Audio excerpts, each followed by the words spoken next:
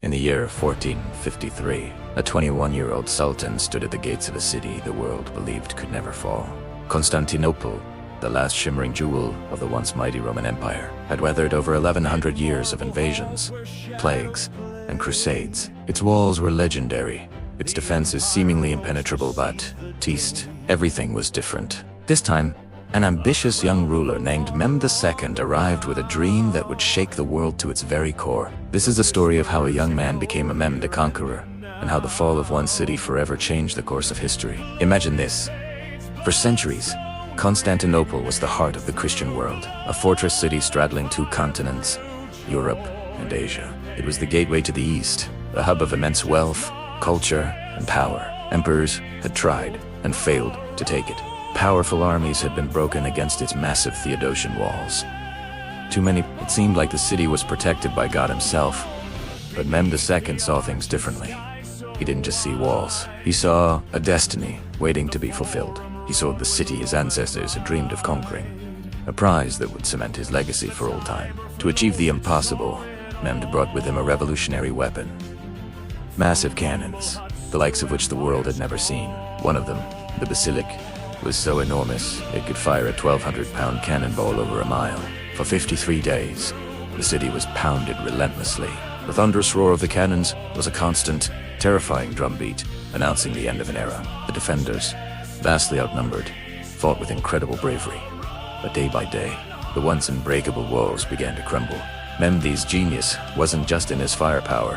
When the city's harbor was blocked by a giant chain, he did the unthinkable. He ordered his ships to be dragged over land, on greased logs, bypassing the chain and appearing in the enemy's harbor. It was a move straight out of legend.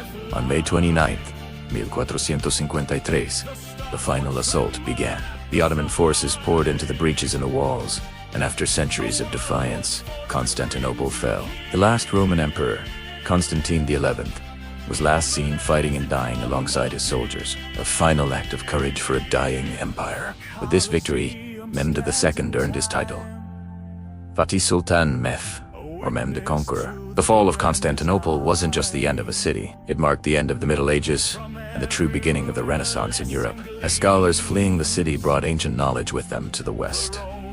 It reshaped maps, trade routes, and the balance of power for centuries to come. The story of Mehmed and Constantinople is a powerful reminder that with enough ambition, innovation, and unwavering will, even the impossible can be achieved. He wasn't just any ruler. At only 12 years old, Mehmed briefly sat on the mighty Ottoman throne, but his first taste of power was bitter. He faced rebellions from his own people, betrayal from those he trusted, and utter humiliation from his rivals. European rulers openly mocked him, calling him the child sultan. But every insult, every sneer, only added fuel to the fire burning inside him. This wasn't the end of his story. It was just the beginning.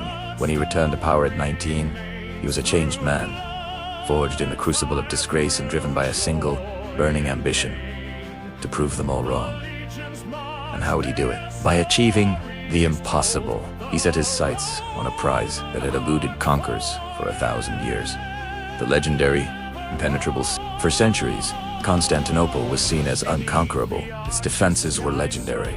Imagine massive triple walls, soaring 40 feet high, an almost impenetrable stone fortress. Surrounding these walls was a deep, wide moat, making any ground assault a nightmare. Out on the water, the powerful Roman navy stood guard, the pride of the empire, and stretching across the Golden Horn Harbor was a gigantic iron chain, so thick it could stop entire enemy fleets from even getting close. Countless armies had looked upon these walls with ambition. Persians, Arabs, Bulgars, Rusul, of them tried to conquer the city, and every single one of them failed. Inside, the last Roman emperor, Constantine XI, held on. He was a brave leader, but his once mighty empire had dwindled to just the city itself. For him, and for the world, Constantinople wasn't just a city, it was the final stand of the Roman Empire. To conquer a city protected by legendary walls, Sultan Mehmed II knew courage alone wasn't enough. He needed a game changer, a technological marvel. So, he turned to a brilliant Hungarian engineer named Orban. What Orban created would shake the foundations of Europe itself. He forged a monstrous cannon, the likes of which had never been seen. Imagine a cannon 27 feet long, so massive it could launch a 600-kilogram stone ball over a mile away. This great bombard was designed for one purpose: to shatter walls that had stood for 1,000 years. Walls once considered indestructible. With his super weapon in hand, Mehmed assembled a colossal force. He gathered 80,000 soldiers, his elite Janissary troops, a powerful naval fleet, and a legion of engineers ready to dig tunnels and erect massive siege towers. The stage was set, the army marched, and the legendary city of Constantinople lay in their sights. On April 6, 1453, a sound like thunder echoed across the land. It was the roar of the Ottoman cannons, the largest the world had ever seen, pounding against the ancient walls of Constantinople. For the first time in 1,000 years, the city's fate hung in the balance. The ground shook with every blast, and massive cracks appeared in the legendary Theodosian walls. But the defenders, led by their emperor, Constantine XI, were not so easily broken. Every night, under the cover of darkness, they worked tirelessly, repairing the damage, stone by stone. Days turned into weeks, and the brutal siege raged on. Neither the determined Sultan Mehmed II nor the valiant Emperor Constantine would yield. The city's harbor, the Golden Horn, was their lifeline, but it was sealed off by a colossal iron chain, impenetrable to the Ottoman fleet. This one obstacle was holding back the entire invasion. So, the young Sultan conceived a plan so audacious, so utterly unbelievable, it would change the course of history forever. Imagine this. The year is 1453.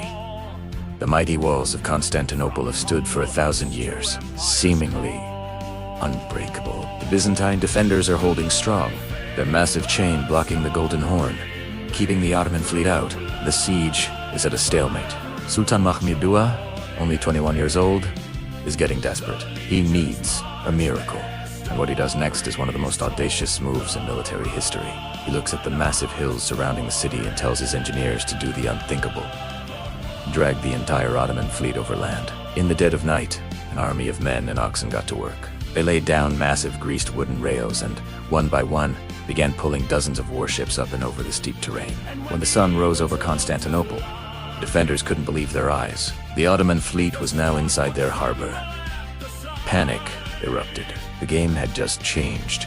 By late May 1453, the mighty walls of Constantinople were on the verge of collapse. Inside, food was nearly gone, and the city's defenders were utterly exhausted. Then, before the sun rose on May 29th, Sultan Mehmed II launched his final decisive assault. The first wave was a flood of irregular troops, sent to soak up arrows and tire out the Romans. The second wave consisted of regular, better-equipped soldiers who pushed the attack further. But the real hammer blow was the third wave.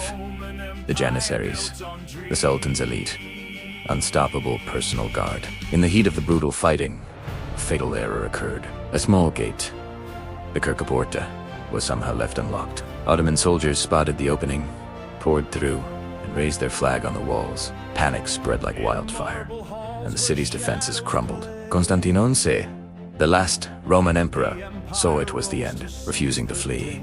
He cast off his imperial robes and led a final, desperate charge into the fray, disappearing into history and legend. The Roman Empire was no more.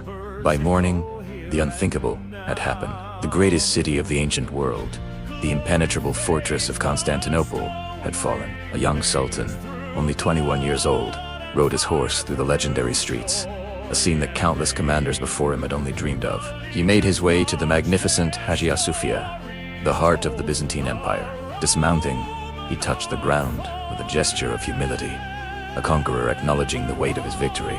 Then, he declared to all who could hear, "From now on, Constantinople is the capital of my empire."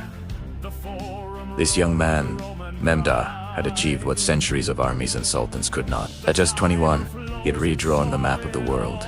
From that day forward, history would remember him by a new name, one earned through ambition and sheer will. For over 1,000 years, it was the jewel of the world, the heart of an empire, the city of God, Constantinople. But in 1453, its ancient walls faced their greatest test. The fall of Constantinople wasn't just the end of a city. It was the end of the Middle Ages and the fiery birth of a new era. Gunpowder, empires, and global trade were about to rewrite history. At the center of it all was one young sultan, Mehmed II, with an impossible dream. This is the story of his ambition, his incredible cannons, and the one moment that changed the world forever. If you enjoyed this documentary, don't forget to like, subscribe, and hit the bell so you don't miss our next video on the rise of the Ottoman Empire.